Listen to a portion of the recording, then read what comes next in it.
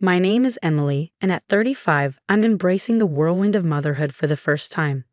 Parenthood has been a wild mix of joy and exhaustion, but I've been fortunate to have my circle of incredible friends on my side.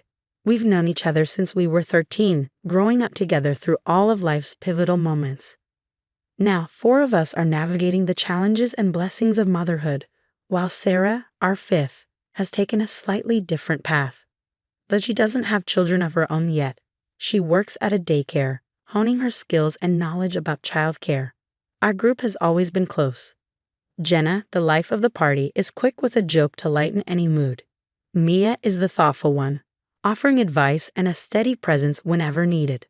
Then there's Liz, who somehow manages to juggle her career and family life with a grace that leaves us all in awe. Sarah's love for children shines through in everything she does, but sometimes her desire to prove her expertise can come off a bit too strong. On a bright Saturday afternoon, we all gathered at my house. It was meant to be a casual meet-up, just time to relax, catch up, and let the kids play. The living room buzzed with chatter and bursts of laughter as toys lay scattered about. My 5-week-old son napped peacefully in his rocker, oblivious to the lively scene around him. As the afternoon unfolded, the conversation naturally turned toward motherhood, parenting styles, tricks, and lessons learned. Sarah became particularly animated, eager to share insights from her daycare experience. "It's all about reading the baby's needs before they even start crying," she said, demonstrating a soothing rocking motion she swore by. Jenna, balancing her toddler on her hip, gave a playful nod. "Sounds like magic, Sarah. You'll have to show me that trick the next time Logan starts his evening fuss." Mia's soft voice chimed in. "It's great we can all share what works. Makes the journey a little easier, don't you think?" We all nodded in agreement, including Liz, who was carefully arranging a snack tray in the kitchen. As the sunlight dipped lower, casting a warm glow through the windows, our talk drifted from parenting to personal growth and the challenges we'd all face together. Moments like these always reminded me how unbreakable our bond felt.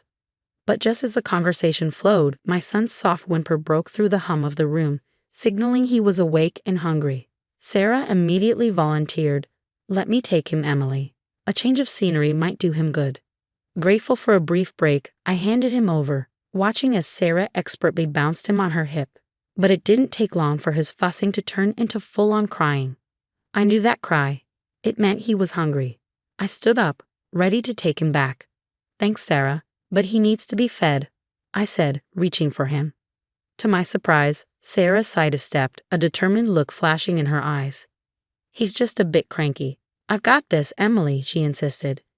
Jenna and Mia exchanged uneasy glances, sensing the tension in the air. I tried again, my voice firmer this time. "Please, Sarah, he's hungry. I need to feed him." But Sarah didn't budge. Instead, she cradled him closer, as if trying to prove a point. My anxiety spiked. This wasn't like Sarah. She'd never ignored my wishes, especially not when it came to my son. "Sarah," I said more forcefully, "give him to me." The room fell silent. Liz, frozen by the snack table, looked on with concern. Still, Sarah refused to hand him over, her voice rising slightly. "I work with babies all the time, Emily. I know what I'm doing. Just give me a minute." Frustration boiled over. "He doesn't need a minute, Sarah. He needs to eat now," I asserted, stepping closer. The air thickened with tension as Sarah tightened her hold, her back now turned to me. Her defiance caught me off guard, but my maternal instincts kicked in. Without hesitation, I stepped forward and firmly took my son from her arms. A soft gasp escaped Jenna as the suddenness of the move hung in the air. Cradling my crying son, I felt him relax instantly as he nestled into me. Turning to Sarah, I held her gaze, my voice steady and resolute. "You overstepped, Sarah. That was not okay. Never keep a child from their parent." A flush of embarrassment colored Sarah's face, though her defiance lingered. "I was just trying to help," she muttered, but Sarah's usual confidence wavered under the stern looks from Jenna, Mia, and Liz. Liz stepped forward, her voice calm but firm. "We all see that you want to help, Sarah, but Emily knows her son best. We need to respect that." As I soothed my son and began to nurse him, the room settled into an uneasy silence. The warmth of the afternoon had fractured, leaving behind a chill of unresolved tension. Sarah's buoyant demeanor faded, weighed down by the collective disapproval. She whispered an apology, though it was unclear who it was directed to, and quietly withdrew to a corner of the room. Her isolation felt stark against the unity the rest of us shared in that uncomfortable moment. In the days that followed, the dust never truly settled. I replayed the incident over and over in my mind, Sarah's defensive words clashing with my lingering frustration. Determined not to let this rift widen, I reached out to her, hoping for a calm conversation to mend what had been broken. But my attempts at reconciliation were met with evasion. Sarah avoided direct contact, and when we finally did speak, it became clear she was still on the defensive. "I was only trying to help Emily. You're all acting like I did something terrible," she said, her tone a mix of hurt and accusation. "I know you were trying to help, Sarah," I replied, struggling to keep my voice even as frustration simmered beneath the surface. "But you have to understand, a mother knows her child. You should have handed him over when I asked." "You don't get it," Sarah interrupted, her voice rising with frustration. "I handle babies all the time at work. I know what I'm doing." The conversation spiraled, every attempt at a calm exchange crumbling under the weight of our mutual stubbornness. "Sarah, you didn't respect my role as his mother. That's what hurt me the most," I said, my voice thick with emotion.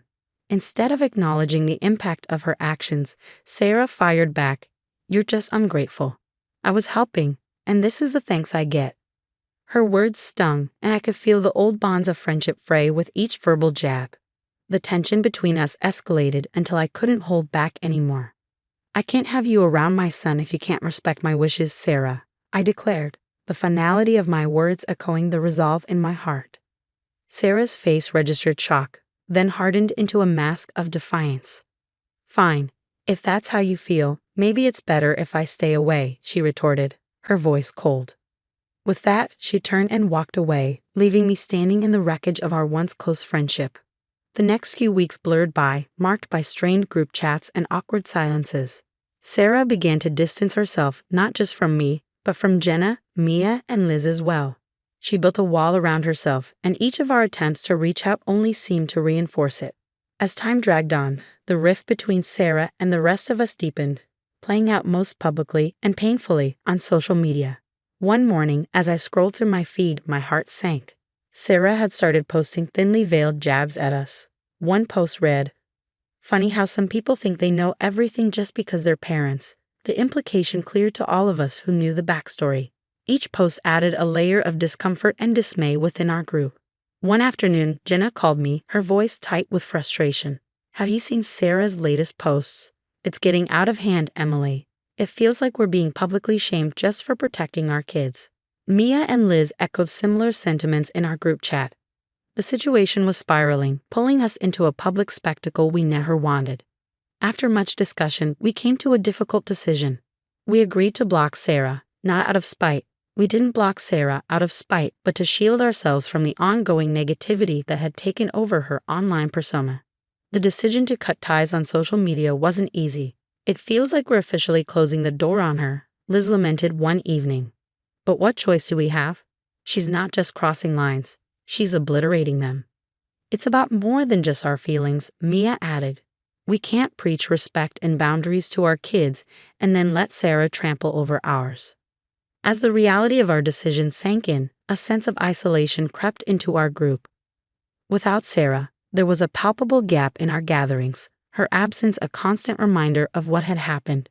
Yet that same isolation also brought us closer, forging a stronger bond. The ordeal had been harsh, but it clarified our values as friends and as parents. Our unity grew from shared pain, and with it, a deeper commitment to each other. Still, the fallout wasn't without internal struggles. There were nights I lay awake, questioning whether I could have handled things differently. Could I have been more understanding, less reactive? But every time, I returned to the same truth. The well-being of my child and the integrity of our boundaries as parents had to come first. Even though we had cut ties online, echoes of Sarah's actions lingered. Mutual friends occasionally mentioned her posts, each one a fresh sting. Over time, though, the posts lost their sting and the mentions grew less frequent. Slowly, life began to find a new rhythm. Our tight-knit quartet found solace in our renewed understanding and respect for one another. The ordeal had taught us a painful but vital lesson about the limits of friendship and the non-negotiable role of protecting our children. Several months later, fate intervened with a confrontation we hadn't anticipated. It was a crisp autumn day, and the local community center was hosting its annual fall festival. The event was alive with the sounds of families and laughter. By some twist of fate, our paths crossed with Sarah. As I walked through the crowd with Jenna, Mia, and Liz, our chatter halted when we spotted her standing alone near a craft booth. Time seemed to slow as we approached, the weight of the past heavy between us. Sarah looked different, more subdued, less assured than the friend we remembered. Her eyes met mine, and for a fleeting moment, I saw the glimmer of the old Sarah, the one who laughed with us and shared secrets over coffee. "Emily," Sarah started, her voice hesitant. I've missed you all." Her words lingered in the air, thick with unspoken emotions. Jenny gave my hand a gentle squeeze, a silent show of support. I took a deep breath and addressed the unspoken tension between us. "We've missed what we used to have too, Sarah. But you crossed a line that really hurt." The others nodded, their expressions filled with sadness, but also resolve. Mia stepped forward, her tone kind but firm. "You were our friend, Sarah. But friendship has boundaries. When Emily needed you to respect her as a mother, you didn't." Sarah's eyes welled with tears, her shoulders sagging under the weight of her actions. "I thought I was helping," she whispered. "I didn't realize, I just didn't see it. I'm sorry, truly." Liz, always the peacemaker, softened slightly but held her ground. "We appreciate your apology, Sarah, we really do. But things have changed. We had to protect our kids and our peace." There was a long, poignant pause, a moment of painful clarity as Sarah absorbed the finality of the situation. "I hope you can all forgive me someday, even if things can't go back to how they were." Her words hung in the air, heavy with remorse and a flicker of hope. But we all knew the damage was too deep to overlook. As we parted ways, the festival's lively atmosphere resumed around us, a stark contrast to the quiet sadness we carried. Sarah walked away, a solitary figure in the crowd, beginning her own journey of reflection and growth. Back together, Jenna, Mia, Liz, and I shared a moment of silent solidarity. Our bond, though tested, had endured. We have faced a difficult chapter, but through it we learned a powerful lesson about mutual respect and the protective instincts that come with motherhood. What would you have done if you were in Emily's shoes? Would you have tried to mend the friendship, or would you have protected your peace like she did? Share your thoughts and experiences in the comments below. And don't forget to like this video if you enjoyed the story. Subscribe to our channel for more content like this. Your support helps us continue bringing these stories to life.